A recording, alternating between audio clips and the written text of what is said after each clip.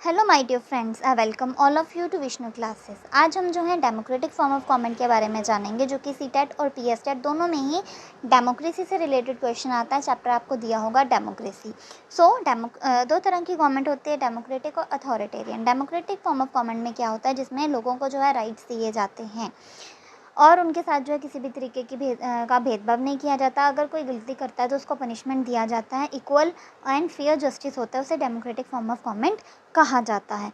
जैसे कि हमें जो है आज़ादी से पहले हमने बहुत ज़्यादा स्ट्रगल किया है। 1947 में हम जब आज़ाद हुए, उससे पहले जो है हम ब्रिटिश सरकार के अंडर थे। तो इसी तरीके से हमने अपने राइट्स को पाने के लिए बहुत ज़्यादा स्ट्रगल किया और इसी तरीके से डेमोक्रेटिक फॉर्म ऑफ गवर्नमेंट को जो है बेस्ट फॉर्म ऑफ गवर्नमेंट कहा जाता है, जो कि क्या क्या करती है, लोगों को राइट्स देती है। तो डेमोक्रेटिक फॉर्म ऑफ गवर्नमेंट जो है वो गवर्नमेंट है जो लोगों के द्वारा चुन के आती है और लोगों को जो है इक्वल राइट्स जो है प्रोवाइड किए जाते हैं डेमोक्रेटिक फॉर्म ऑफ गवर्नमेंट से। तो ये है क्या, सबसे पहले हम बात करते हैं साउथ अफ्रीका की। साउथ अफ्रीका में जो है 20th सेंचुरी की अगर हम बात करें तो उस टाइम पे रेशियल डिस्क्रिमिनेशन जो है चल रहा था।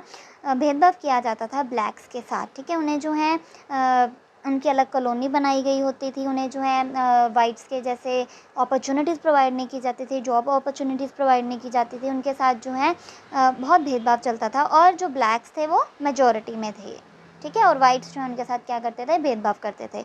और ये जो डिस्क्रिमिनेशन है बहुत देर से जो है देखी जाती थी। आपने एक नाम सुना होगा नेल्सन मंडेला का। तो नेल्सन मंडेला जो है वो एक ब्लैक ही थी और उसने क्या किया था, उसने इस स्ट्रगल को ख़त्म करने के लिए 1994 में जो है ये शपथ ली थी, क्योंकि वो प्रेसिडेंट बनी थी उस टाइम पे। वो पहली ब्लैक प्रेसिडेंट बनी थी उस टाइम पे। तो उसने क्या किया था कि जब उसने शपथ ग्रहण की तो उसने पहले ही कहा था कि किसी भी तरीके का किसी के साथ भी भेदभाव नहीं होगा, ठीक है। ये उसने 1994 में कहा था। इसे जो है नेल्सन मंडेला की अगर हम बात करें तो उसे जो है जेल में भी रखा गया था पहले और उसके साथ बहुत ज़्यादा भेदभाव किया गया था। फिर बाद में एंड में जो है वो प्रेसिडेंट बनती है और उसके फिर जो है वो ये शपथ लेती है कि वो किसी के साथ भी भेदभाव नहीं होने देगी। वो भी एक ब्लैक ही थी। तो अगर हम बात करें लोगों के पार्टिसिपेशन की, तो डेमोक्रेटिक फॉर्म ऑफ गवर्नमेंट वो सक्सेसफुल डेमोक्रेसी होती है जिसमें हर एक व्यक्ति जो है वो इसेंशियल होता है, सभी को जो है इम्पोर्टेंस दी जाती है और गवर्नमेंट में पार्टिसिपेट सभी व्यक्ति जो हैं वो करते हैं। और ये पार्टिसिपेशन क्या है, जिसमें सभी को वोटिंग राइट होता है। हम एग्जांपल ले सकते हैं, आप सभी जाते होंगे 5 साल के बाद जो जनरल इलेक्शंस होते हैं, आप देखते हो, है ना।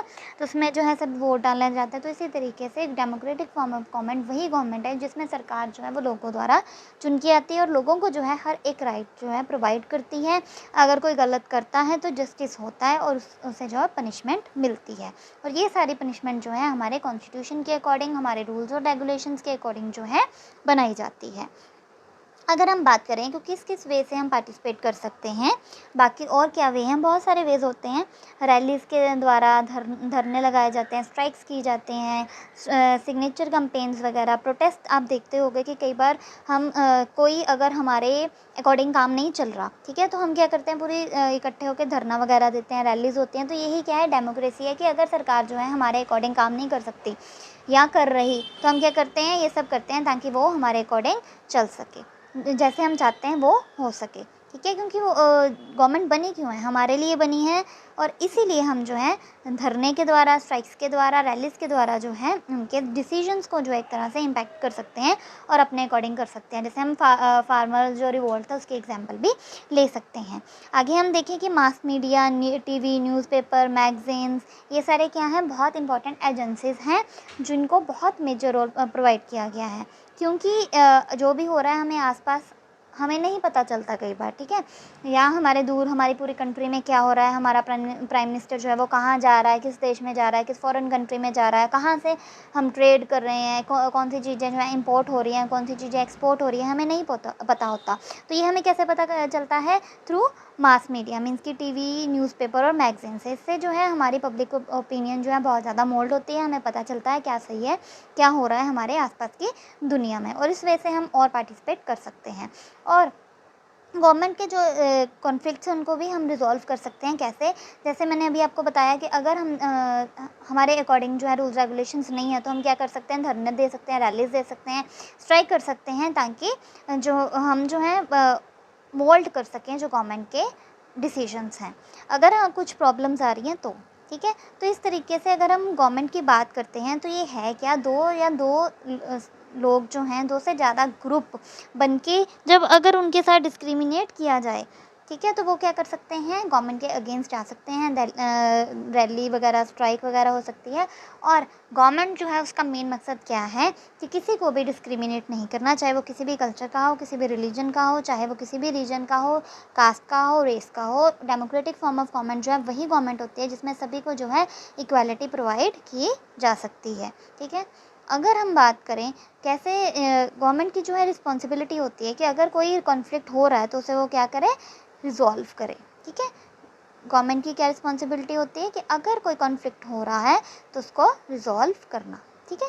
जैसे कि फार्मर जो है लॉ उन्होंने पास किया था और धरना दिया जा रहा था किसानों के द्वारा, तो इसी तरीके से वो भी उन्होंने सॉल्व किया। तो ये गवर्नमेंट का कर्तव्य होता है कि वो कुछ भी अगर हो रहा है, उनके अगेंस्ट भी अगर हो रहा है, तो उस कॉन्फ्लिक्ट को सॉल्व किया जाए, ठीक है। सो अगर हम बात करें rivers as a source of conflict, कई बार जो है रिवर्स भी कॉजेज़ होते हैं कॉन्फ्लिक्ट के। ज़रूरी नहीं है कि हमारा कॉन्फ्लिक्ट जो है हम डिफरेंट कंट्रीज़ के साथ ही हो, कई बार जो है स्टेट्स में भी कॉन्फ्लिक्ट होता है। जैसे कि वाटर अगर दो से ज़्यादा स्टेट्स या दो से ज़्यादा कंट्रीज़ में जो है फ्लो करता है तो उससे जो है कई बार कॉन्फ्लिक्ट होता है। हम एग्जाम्पल ले सकते हैं तमिलनाडु की। तमिलनाडु इंडिया में है जो कि get water only if Karnataka release it. Tamil Nadu को पानी कब मिलेगा, जब कर्नाटका रिलीज़ करेगा। तो ऐसे जो कॉन्फ्लिक्ट्स है वो भी कौन सॉल्व करता है, हमारी गवर्नमेंट, ताकि सभी को पानी मिल सके। मीन्स कि मेन मकसद क्या होता है डेमोक्रेटिक फॉर्म ऑफ गवर्नमेंट में, मेन मकसद होता है कि सभी को इक्वालिटी दी जा सके, ठीक है। इक्वालिटी एंड जस्टिस दी जा सके, इम्पार्शियल जस्टिस हो, इक्वालिटी हो सभी के साथ।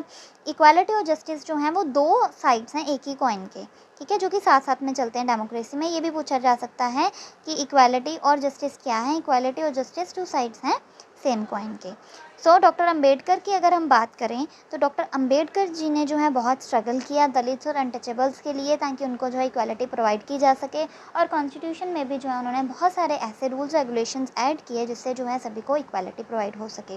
सो ये जो लॉज हैं, ये सारे लॉज जो हैं अनटचेबिलिटी को ख़त्म करते हैं, जो कि हमारे कॉन्स्टिट्यूशन में प्रोवाइड किए गए हैं। जैसे कि article 14 equality before law, article 15 no discrimination on the basis of caste, colour and creed.